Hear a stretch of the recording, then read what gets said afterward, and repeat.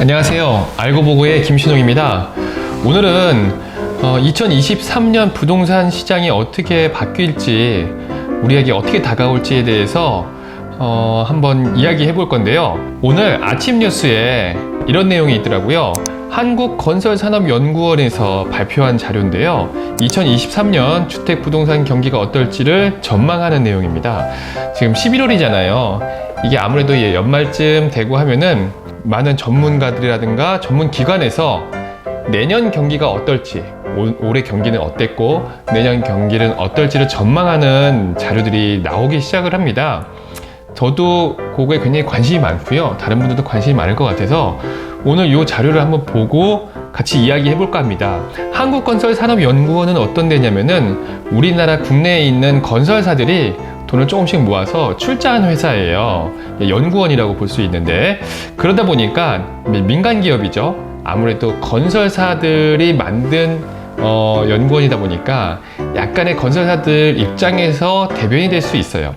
그런 부분이 포인트가 있다는 거를 감안을 해서 같이 데이터를 보시면 되지 않을까 싶습니다. 2023년 주택부동산 경기 전망 이렇게 써 있고, 처음에 2022년 부동산 시장의 동향이라든가 특징, 이런 것들을 좀 언급을 하고 있어요.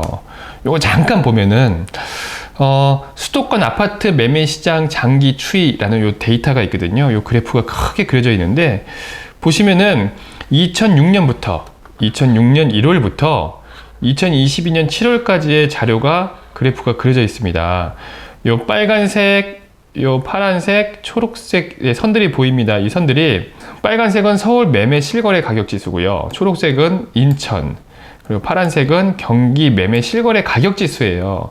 가격 지수가 2006년 1월을 100으로 해서 그래프가 표시가 되어 있는데요. 보시면은 100이라는 요 숫자에서부터 크게 벗어나지는 않아요. 벗어나진 않고 한동안 계속 안정세를 보이고 있거든요. 요 2009년 1월에 잠깐 떨어지는 거는 마찬가지 미국발 금융위기 때문에 잠깐 떨어진 거고요. 이 이후에는 2010년부터 2015년 정도까지는 비교적 완만한 안정세라고 보시면 될 수 있을 것 같아요. 그렇게 돼 있었는데, 이 가격 지수가 2016년 접어들면서부터 좀 흐름이 바뀌기 시작하죠.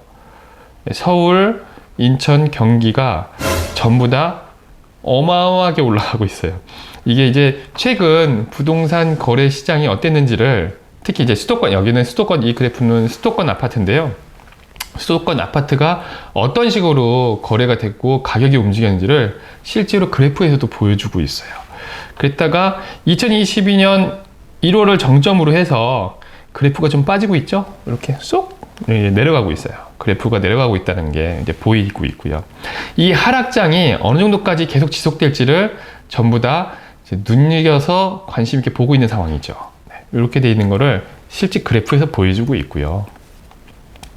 요 내용들이 굉장히 많습니다. 내용을 보시면은 매매 가격이 어떻게 움직였는지에 대한 내용도 있고요.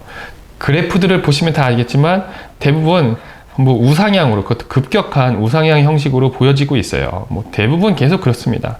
그랬다가 공통적으로 이 그래프들이 언급을 하는 것은 2022년 올해 들어오면서는 전부 다 꺾이고 있다는 거는 계속 다 공통적으로 그래프에서도 확인이 돼요.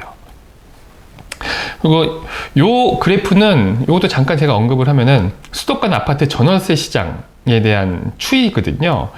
요 시장 그래프들을 보시면은 재밌는 게 있는데, 전세가들이 2021년까지는 계속 올라가다가요, 2022년 접어들면서부터 꺾이기 시작합니다.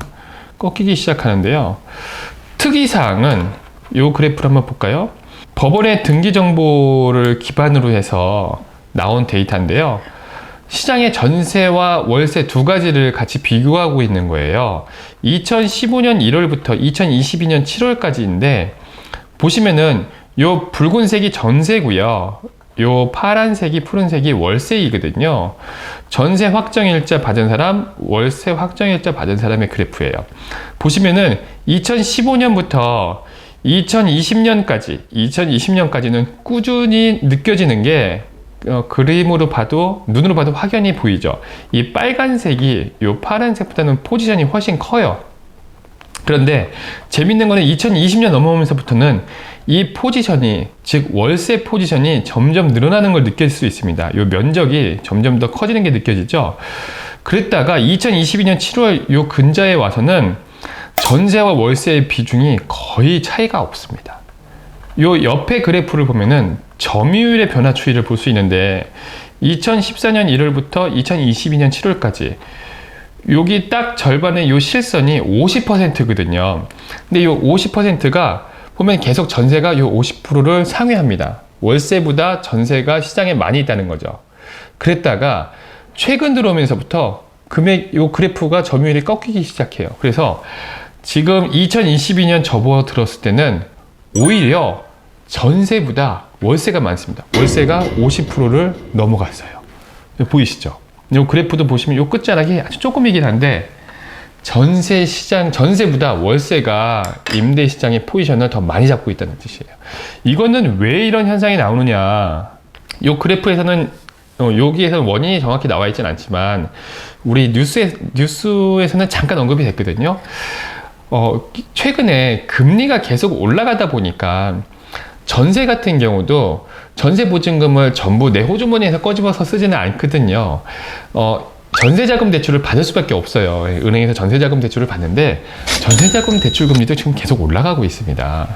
불과 그러니까 불과 한 2년 전만 하더라도 전세자금 대출 금리가 2%에서 3% 정도밖에 안 됐었어요. 근데 지금은 계속 이게 올라가고 있는 추세이다 보니 많은 사람들이 전세를 받는 것보다 차라리 주인한테 월세를 주는 게 금리상 더 이득이다라고 생각을 하기 시작한 거예요.